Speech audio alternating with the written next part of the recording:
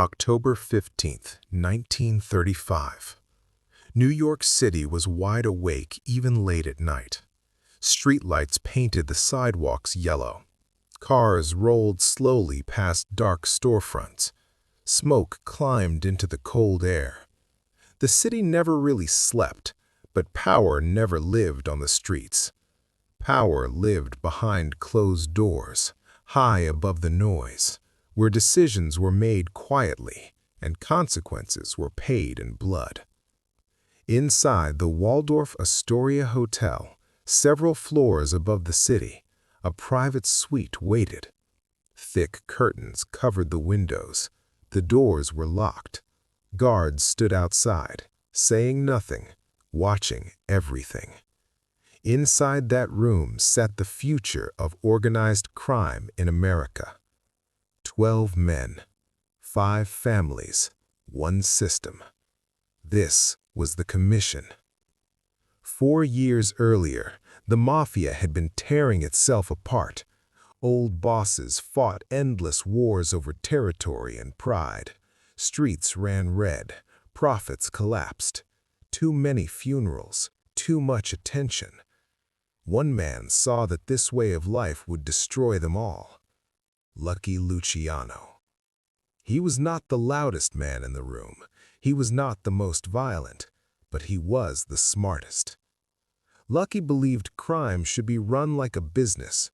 No more boss of bosses. No more emotional wars. Decisions would be made by votes. Problems would be discussed, not solved with bullets. The Commission was his answer to chaos. Now, on October 15, 1935, that system was being tested.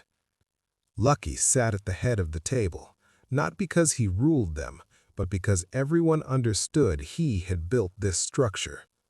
To his right sat Meyer Lansky, quiet, sharp, always calculating. To his left sat Frank Costello, the political mind, the man who spoke softly and shook hands with powerful people in public offices. Around the table were men whose names alone inspired fear: Joe Bonanno, Tommy Lucchese, Joe Profaci, Albert Anastasia, Vito Genovese. Each of them had built empires through violence and loyalty. Each of them had blood on their hands. And at the far end of the table sat Dutch Schultz. Dutch was different. He did not look calm. He did not look patient. He looked angry. Dutch Schultz had built his power in Harlem: numbers rackets, bootlegging, strong-arm tactics. Fear was his currency. Men paid him because they were afraid not to. He had killed without hesitation. He had survived betrayals, wars, and police pressure. Dutch did not respect rules. He respected strength. He hated the Commission. Too much talking, too many votes, too many men telling him what he could and could not do. Dutch believed power came from fear. Lucky believed power came from control. Tonight, those two beliefs were colliding. The reason for the meeting was not territory or money. It was a man. Thomas Edmund Dewey.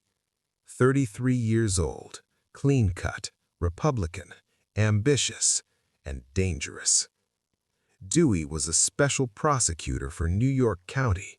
His job was simple: destroy organized crime. And unlike others before him, he was succeeding. He could not be bribed. Threats did nothing. He followed money trails, flipped witnesses, built cases slowly and carefully. In less than 2 years, he had sent powerful mob figures to prison. For the old-school bosses, this was terrifying. In the past, prosecutors were problems you solved quietly. You paid them off, you scared them, you embarrassed them. Dewey did not bend. Dutch Schultz felt the pressure more than anyone. Dewey was coming for Dutch's Harlem numbers operation. He had witnesses, he had ledgers, he had proof. If Dewey finished that case, Dutch was finished. 20 years in prison, maybe more. Dutch knew what prison did to men like him. Strong bosses went in, broken men came out, or they did not come out at all. So Dutch chose the only solution he trusted: kill the problem. Shoot Dewey, make it look random, a robbery gone wrong, a prosecutor in the wrong place at the wrong time, end the threat forever. But killing a prosecutor was not a small thing. It was not just murder, it was a declaration of war against the government itself.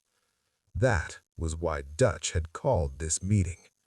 The discussion started calmly, but tension filled the room. Dutch did not waste time.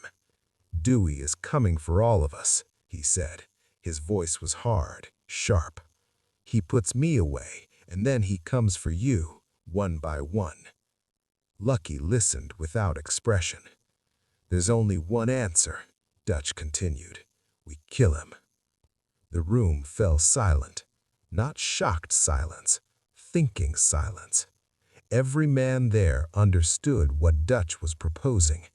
Killing a federal prosecutor would bring heat like nothing they had ever seen.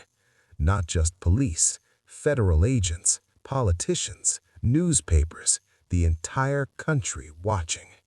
Lucky leaned forward. "You killed Dewey," he said calmly, "and the government never stops coming." Dutch laughed. "You think talking saves us?" he said. "You think rules protect us from men like him?" "You don't kill prosecutors," Lucky said. "That's the line." "That's your line," Dutch snapped, "not mine." Meyer Lansky spoke up. "Dutch, this brings disaster. We lose everything." "Easy for you to say," Dutch shot back. "He's not building a case against you." Lucky raised his hand. "We vote. All in favor of authorizing action against Thomas Dewey." Dutch's hand went up instantly. No one else moved. Lucky counted slowly. All opposed. 11 hands rose. The decision was clear. "No hit," Lucky said. "Meeting over." That should have been the end. It was not. Dutch stood up so fast his chair fell backward. His face turned red. Veins stood out on his neck. "You're telling me no?" he shouted. "This is how it works," Lucky replied. 11-1. Dutch's hand moved toward his jacket. Every man in the room felt it. The air changed. Meyer stood up. "Dutch, don't." Dutch ignored him. He pulled out a .45 automatic, cocked it, aimed it directly at Lucky Luciano's head, 3 feet away. No cover, no escape. Time froze. This was not anger anymore. This was murder. Dutch's finger rested on the trigger. His hand was steady now. The rage had turned cold. "This is my vote," Dutch said quietly. Lucky did not move. He did not reach for a gun. He did not flinch. He looked at Dutch and spoke slowly. "You pull that trigger, Dutch, and you better kill every man in this room." Dutch hesitated. Lucky continued. "The second I'm dead, you have 11 enemies, 11 families, and they will spend every dollar, burn every bridge, and sacrifice every soldier to make sure you die screaming." "They work for me," Dutch snapped, but his voice cracked. "They work for the commission," Lucky corrected. "That's the point." The gun trembled slightly. Finally, Dutch understood. He was alone. If he killed Lucky, he was dead. Maybe not tonight, maybe not tomorrow, but soon. The system would crush him. Slowly, Dutch lowered the gun. The silence broke, but nothing felt normal anymore. "You're making a mistake," Dutch said, his voice empty. "Dewey will bury us all." "Maybe," Lucky replied, "but we face it together." Dutch looked around the table. 11 men, 11 votes against him, men who would kill him without hesitation if he crossed the line again. "I want it on record," Dutch said quietly, "that I warned you." "It's on record," Lucky said. Dutch turned and walked out of the suite at 10:53 p.m. He would never return. The decision had been made, and somewhere deep inside that room, everyone knew what came next. October 16th, 1935. New York City woke up the next morning unaware that a death sentence had already been signed. Dutch Schultz did not sleep that night. After leaving the Waldorf Astoria, he drove through the city with his mind racing. The anger was still there, but now it was mixed with something new: fear. Not fear of death, but fear of losing control. For the first time in his life, Dutch realized that power was slipping out of his hands, and there was nothing he could do to stop it. He went back to his hotel, poured himself drink after drink, and replayed the meeting in his head. The vote, 11 hands against him. Lucky's calm voice, the look in Meyer Lansky's eyes. They had already chosen the system over him. Dutch understood the rules of his world well enough to know what that meant. Men who could not follow the rules did not survive. But Dutch was not the kind of man who ran quietly. Over the next few days, he acted like nothing had changed. He met with his men. He checked his numbers operations. He laughed loudly in public places. But inside, paranoia was eating him alive. He trusted no one. He changed cars. He switched hotels. He carried his gun everywhere. Every shadow felt dangerous. Every stranger looked like a threat. At the same time, something else was happening, quietly, carefully, without emotion. The commission was moving. No official meeting was called, no vote was taken, there were no speeches, no arguments, no raised voices. That was the brilliance of the system Lucky had built. Decisions did not need drama, they needed agreement. One by one, the bosses spoke privately. Short conversations, few words. Everyone understood the problem. Dutch Schultz was unstable. Dutch Schultz did not respect the commission. Dutch Schultz had pulled a gun on the system itself. That could not be allowed. If Dutch lived, the commission would always be weak. Any boss who lost a vote could threaten violence. The rules would mean nothing. The old chaos would return. So the decision formed naturally. Dutch had to go. Not as revenge, not out of anger, but as a message. The system mattered more than any one man. The job was handed quietly to men who asked no questions and needed no explanations. Albert Anastasius people were mentioned. Experienced killers, clean work, fast and final. The plan was simple. Dutch had grown careless. He still believed fear protected him. He moved around Newark and New York without hiding much. He ate at familiar places. He trusted routine. That routine would kill him. October 20th, 1935. Dutch was restless. He complained constantly about Dewey. He ranted about Lucky. He told his men that the commission was weak and scared. Some listened, some nodded, some stayed quiet. Silence in that world was never a good sign. Dutch did not notice that fewer people returned his calls. He did not notice that certain faces disappeared from his inner circle. He did not notice that protection had quietly thinned. October 22nd, 1935. Dutch traveled to Newark, New Jersey. He liked Newark. It felt less crowded, less watched. He believed it was safer. That belief was wrong. That night, the men assigned to kill him were already in position. They knew his habits. They knew his schedule. They knew his favorite places. They waited. October 23rd, 1935. The Palace Chop House. A simple restaurant, nothing special. A place Dutch had visited before. He arrived with his bodyguard, his accountant, and his enforcer. They ate. They talked.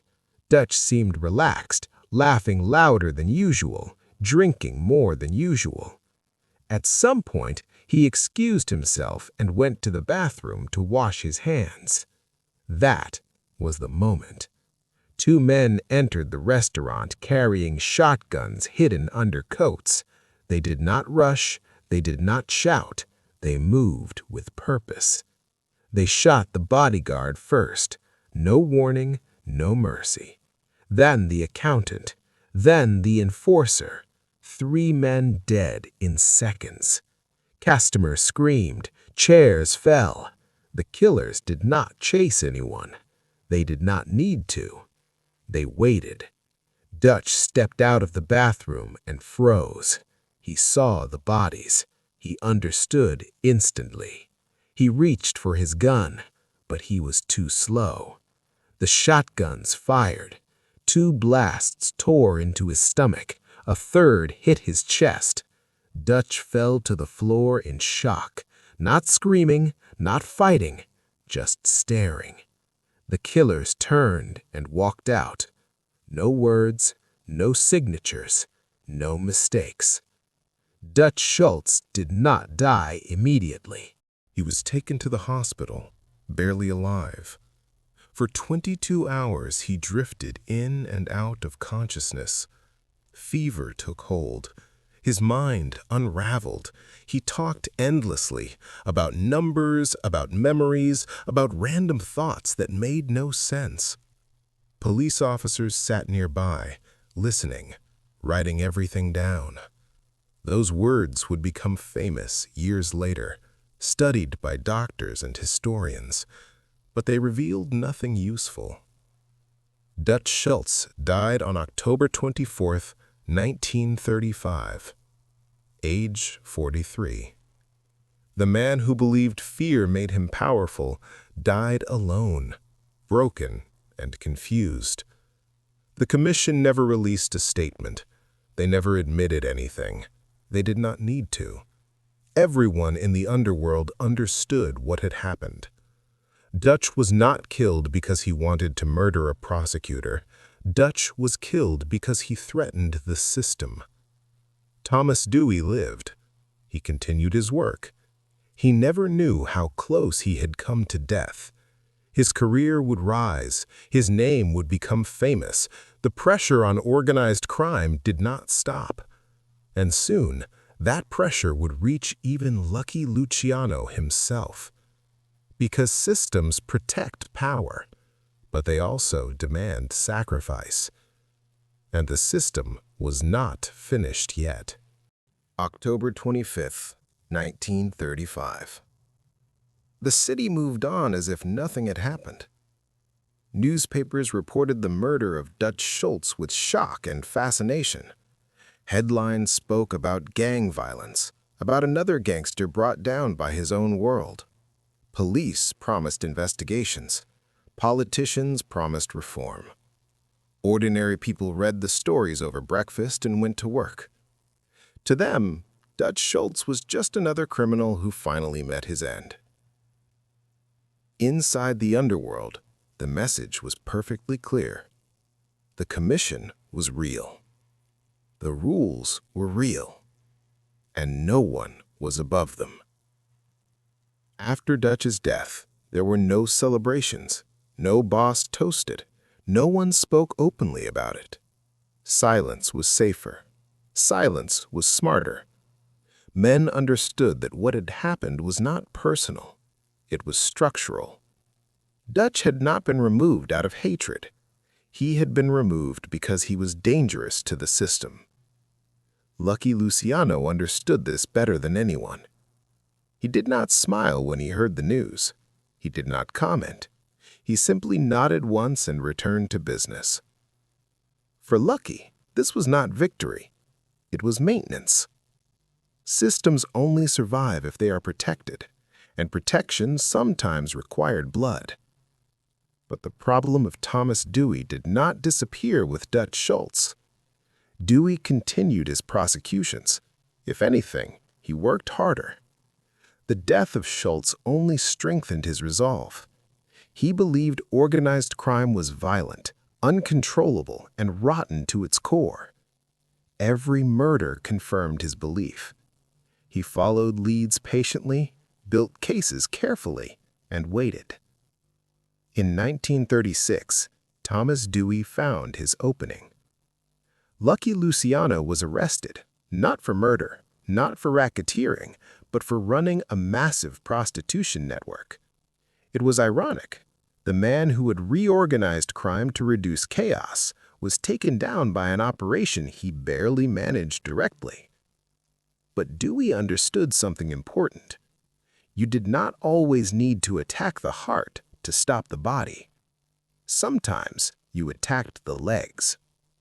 Lucky was convicted and sentenced to prison. Many believed that was the end of him. They were wrong.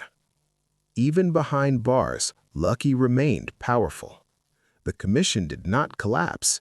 It adapted. Messages traveled quietly. Orders moved through trusted men. Meyer Lansky, Frank Costello, and others ensured that the system continued to function. Decisions were still made. Votes were still counted. Business continued. The commission had proven its strength. Dutch Schultz had challenged it with a gun. The government challenged it with prisons, and still it survived. That was the real lesson of October 1935. Before the commission, organized crime was built on personalities. Strong men rose, strong men fell. Violence decided everything. After the commission, power became something different. It became shared, structured, replaceable. No single death could destroy it. Dutch Schultz represented the old world, hot-headed, proud, fear-driven. He believed power came from intimidation. He believed strength meant never backing down. In the end, those beliefs killed him. When he pointed that gun at Lucky Luciano, he was not just threatening a man, he was threatening an idea. And ideas defend themselves in ways men cannot. Lucky Luciano represented the future. Not perfect, not kind, but organized, strategic. He understood that fear created enemies, while structure created stability. He knew that empires built on ego eventually collapsed under their own weight. The commission was not about peace. It was about efficiency. And efficiency won. Years later, historians would look back at that night in the Waldorf Astoria and call it a turning point. Not because someone was killed in that room, but because someone was not. The gun did not fire. The system held. That mattered more than any bullet. Dutch Schultz's final hours became legend. His delirious hospital ramblings were written down word for word, a broken mind speaking without control. Scholars would study them. Doctors would analyze them. But they missed the simpler truth. Dutch did not lose his mind in the hospital. He lost his place in the world the moment he stood alone against 11 votes. Thomas Dewey went on to become governor of New York. He ran for president. He lived a long life, never knowing how close death had come to him in 1935. The machine he fought never disappeared, but it changed shape, became quieter, harder to see. Lucky Luciano was eventually deported to Italy. Even from across the ocean, his influence lingered. The commission he built continued for decades, shaping organized crime long after his name faded from headlines. The story of Dutch Schultz pulling a gun on Lucky Luciano is remembered not because of violence, but because of restraint. Because one man chose not to pull a trigger, and in doing so, proved that the rules mattered more than rage. In the underworld, fear can win battles, but systems win wars. Dutch Schultz learned that too late. 8 days after challenging the future, he became part of the past.